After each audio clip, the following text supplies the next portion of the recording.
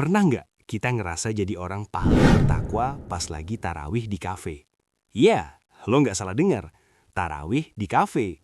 Pesen oat milk latte seharga 55.000 dengan entengnya, tanpa mikir. Terus, duduk manis pakai baju koko paling rapi, sambil nunggu teman-teman datang buat hahaha gibahin hidup orang lain. Tapi akan beda kejadiannya kalau gue tarawihnya di masjid.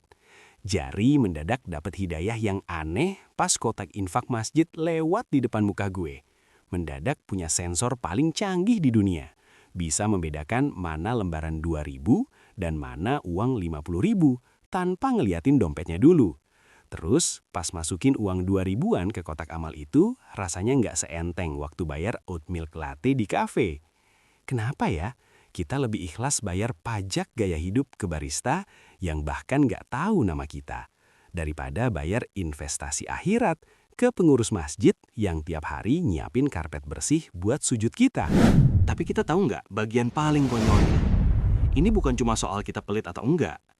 Ada satu permainan psikologis yang dilakuin industri kafe dan budaya nongkrong yang bikin otak kita sebenarnya lagi dipalak secara halus tanpa kita sadari.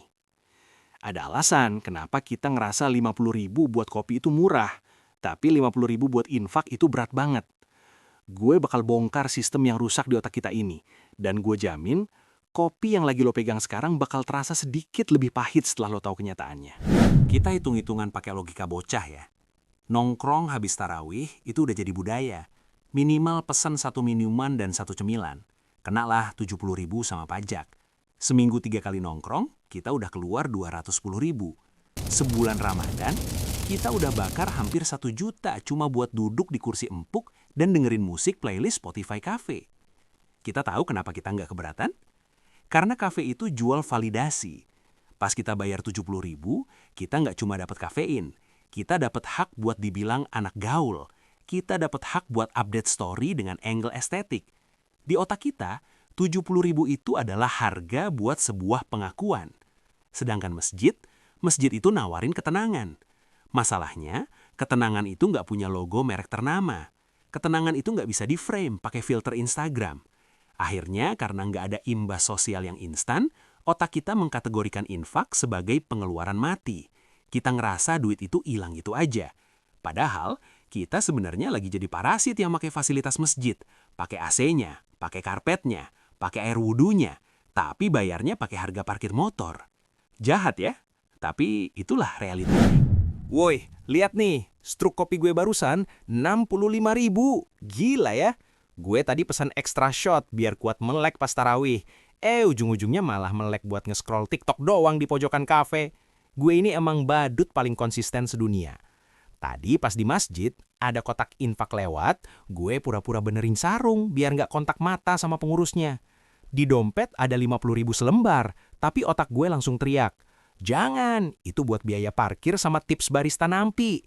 Sumpah, gue geli sama diri gue sendiri. Gaya udah kayak komisaris, tapi pas disuruh sedekah, perhitungan gue lebih jelimet dari Menteri Keuangan.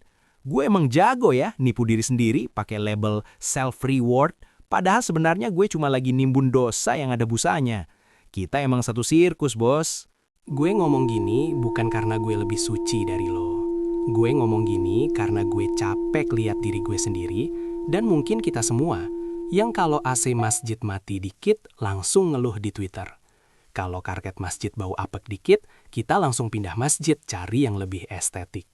Kita nuntut pelayanan hotel bintang 5 dari masjid, tapi donasi yang kita kasih cuma uang parkir, yang sebenarnya kita sendiri malu kalau orang tahu jumlahnya. Kita sadar masih, kita ini sebenarnya lagi jadi begal fasilitas spiritual. Kita nikmatin semua yang gratis dari Tuhan, tapi kita setor semua hasil kerja keras kita ke korporasi yang bahkan nggak peduli kita masuk surga atau enggak. Kafe itu bisnis, mereka butuh profit. Masjid itu rumah kita.